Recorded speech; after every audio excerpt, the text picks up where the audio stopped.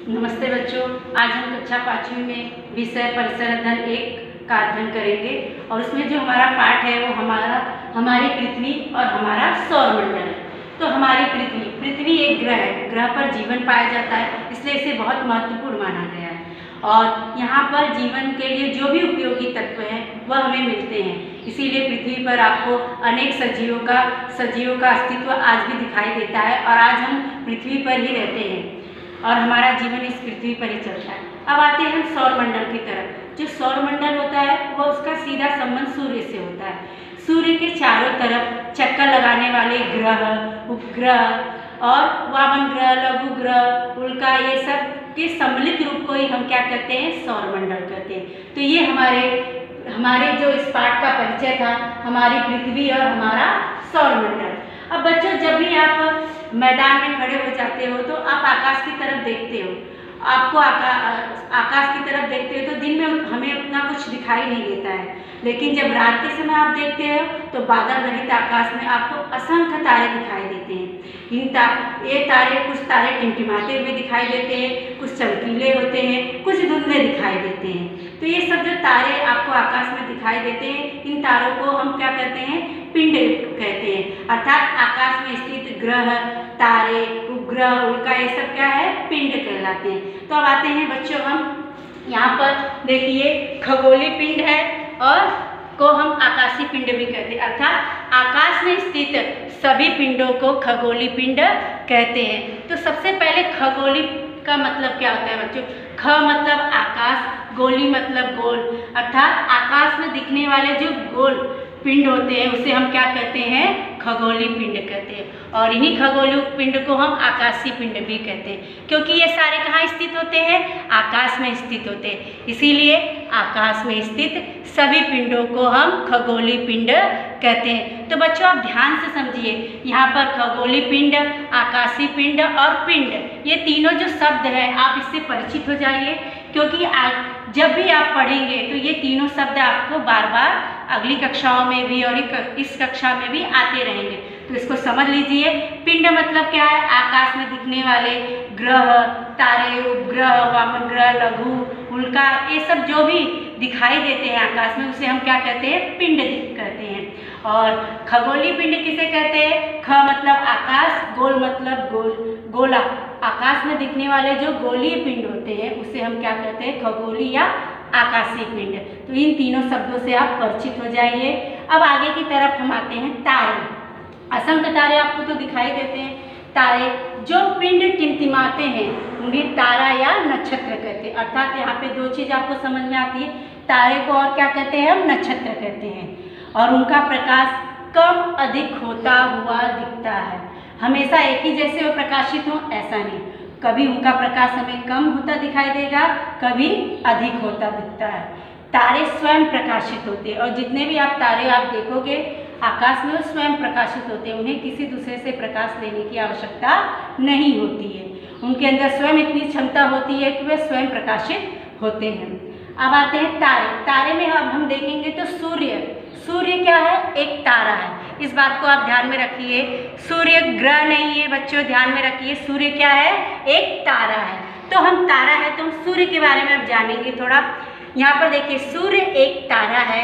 अन्य तारों की अपेक्षा वह हमारे अधिक समीप है, इसलिए वह बड़ा और तेजस्वी मतलब चमकीला दिखता है। उसके प्रखर प्रकाश, तेज प्रकाश के कारण ही हमें दिन के समय तारे दिखाई नहीं देते। कभी कभी आप सुबह जब आकाश की तरफ देखते हो तो आपको तारे नहीं दिखाई देते। क्यों नहीं दिखाई देते? क्योंकि सूर्य का जो प्रकाश है वह बहुत तेज होता है। इतना तेज होता है कि उस तेज के आगे जो तारों का जो प्रकाश रहता है वह नहीं दिखाई देता है, धुंधला पड़ जाता है। इसीलिए सूर्य के प्रकाश के आगे तारे नहीं दिखाई देते, इसलिए दिन में हमें तारे नहीं दिखाई देते।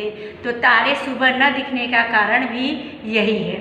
तो एक बार हम फिर से करेंगे। सूर्य एक तारा है, अन्य तारों की अपेक्षा वह हमारे अधिक समीप है, इसलिए वह बड़ा और तेजस्वी दिखता है। उसके प्रखर प्रकाश के कारण ही हमें दिन के समय तारे दिखाई नहीं देते। तो ये चीज़ आपको याद रखनी है। सूर्य क्या है? तारा। इस बात को आपको समझकर रखना है। अब हम आगे आते हैं, हम तारे के बारे में पढ़ लिए विशेषता। अब आते हैं हम ग्रह की तरफ। किसकी तरफ हम आ रहे हैं? ग्रह की तरफ। ग्रह, यहाँ पर देखिए ग्रह की विशेषता क्या है बच्चों? जो तारे टिमटिमाते नहीं उन्हें ग्रह कहते हैं। ग्रहों का अपना स्वयं का प्रकाश नहीं होता, उन्हें तारों द्वारा प्रकाश प्राप्त होता है। ग्रह अपने चारों ओर घूमते हुए तारों के चारों ओर भी घूमते रहते हैं। अब यहाँ पर देखिए, जो तारे टिमटिमाते नहीं है, ये टिमटिमाते नहीं है, उन्हें ग्रह कहते हैं। ग्रहों को अपना स्वयं का प्रकाश नहीं होता, अर्थात वे स्वयं से प्रकाशित नहीं होते, उन्हें तारों द्वारा प्रकाश मिलता है। और ग्रह अपने चारों ओर घूमते हुए तारों के चारों ओर भी घूमते रहते हैं। तो तारा यहाँ पे क्या है? सूर्य है। सूर्य के चारों ओर सभी ग्रह क्या करते हैं? ग्रह उपग्रह घूमते रहते हैं। इसीलिए तारों के चारों ओर का मतलब होता है सूर्य के चारों ओर घूमते रहते हैं। अब ग्रह कितने हैं यहाँ पर हम देखेंगे, ध्यान से सुनिए। ग्रह यहाँ पर आपको देखेंगे 1 2 3 4 5 6 7 8। तो ग्रह कितने हैं बच्चों? 8 ग्रह हैं यहाँ पर। तो अब इन ग्रहों के नाम हम याद करेंगे और ध्यान से सुनिए। पहला ग्रह जो है उसका नाम है बुध, दूसरा शुक्र, तीसरा पृथ्वी, चौथा मंगल और पांचवा गुरु, फिर छठवां शनि, सातवां यूरेनस जिसे हम अरुण भी कहते हैं, उसका दूसरा उपनाम क्या है? अरुण। फिर आठवां नेपच्यून जिसे वरुण कहते हैं, उसे क्या कहते हैं? वरुण कहते हैं। तो बच्चे एक बार फिर ध्यान से सुन लीजिए, क्योंकि ग्रह बार बार आता है, इसे आपको ध्यान में रखना है। पहला क्या है? बुध, दूसरा शुक्र, तीसरा पृथ्वी, चौथा मंगल, पांचवा गुरु, फिर शनि, यूरेनस, नेपच्यून। तो ये कितने हमारे 8 ग्रह आपको है। और इन 8 ग्रहों का नाम आपके दिमाग में अच्छी तरह से आ जाना चाहिए। बार बार इसका अभ्यास कीजिए आप लोग। ये ग्रह हो गए।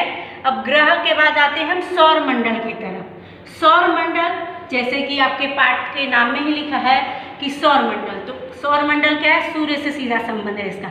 सूर्य और सूर्य के चारों ओर, सूर्य और सूर्य के चारों ओर चक्कर लगाने वाले ग्रहों को सम्मिलित रूप में क्या कहते हैं? सौर मंडल कहते हैं। अर्थात सूर्य के चारों ओर चक्कर लगाने वाले ये 8 ग्रह होते हैं। इनके सम्मिलित रूप को हम क्या कहते हैं? सौर मंडल कहते हैं बच्चों। क्या कहते हैं? सौर मंडल कहते हैं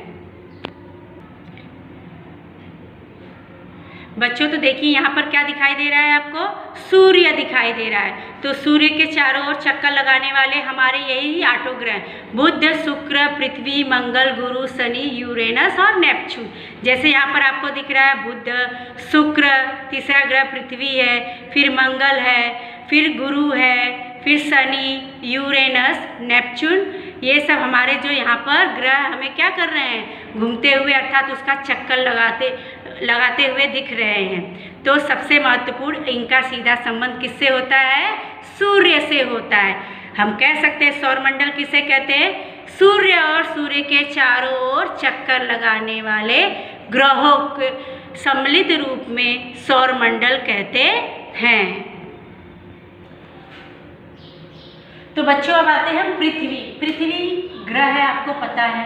तो पृथ्वी के बारे में थोड़ा विशेषता हम जानेंगे, क्योंकि हम पृथ्वी ही ग्रह पर रहते हैं। तो अब आते हैं, हमारी पृथ्वी एक ग्रह है, उसे सूर्य के द्वारा प्रकाश प्राप्त होता है, वह सूर्य के चारों ओर चक्कर लगाती है, इसे पृथ्वी का परिक्रमण कहते हैं। तो बच्चों पहले इतनी लाइन समझिए, हमारी पृथ्वी क्या है? एक ग्रह है, ये शुरुआत में ही हम जान चुके हैं।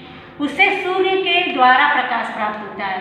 यह ग्रह होने के कारण सूर्य के द्वारा उसे क्या मिलता है? प्रकाश प्राप्त होता है, और वह सूर्य के चारों ओर चक्कर लगाती है।